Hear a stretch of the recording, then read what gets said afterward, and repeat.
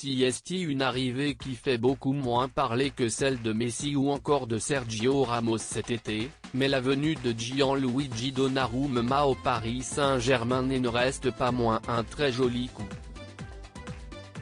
Élu meilleur joueur de l'Euro 2021 remporté par sa sélection, le portier italien a laissé de gros regrets du côté de son ancien club, le Milan AC.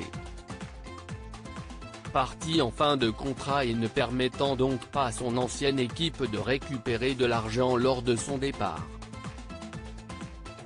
De retour dans son pays et dans la ville qu'il a fait connaître, le géant de 1m96 a vécu une soirée cauchemardesque pour ses retrouvailles avec le public milanais. Si son équipe s'est inclinée 2-1 face à une Espagne largement au-dessus pendant toute la partie, Gianluigi Donnarumma n'a pas eu grand-chose à se reprocher sur le terrain, mais ça n'a pas empêché les supporters italiens de le conspuer allègrement. Dès le début du match, au moment d'annoncer le nom des joueurs, le sien a été copieusement sifflé par les spectateurs de San Siro, le stade de l'AC Milan. Après 4 minutes de jeu, lorsque le jeune gardien de 22 ans a touché le ballon pour la première fois, les sifflets ont de nouveau retenti.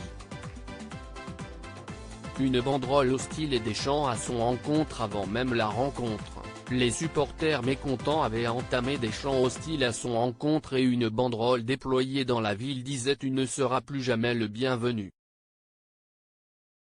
Face à cette avalanche de haine, Gianluigi Donnarumma serait rentré en pleurs au vestiaire à la mi-temps selon les médias italiens. Une situation très compliquée pour le jeune qui ne s'est pourtant pas concentré sur cet aspect dans le message qu'il a posté sur ses réseaux sociaux aujourd'hui. Cela ne s'est pas passé comme nous le voulions, mais nous avons fait de notre mieux. L'esprit et l'engagement sont ceux qui nous accompagnent toujours lorsque nous portons les couleurs de notre pays. La tête haute vers les prochains objectifs, écrit-il.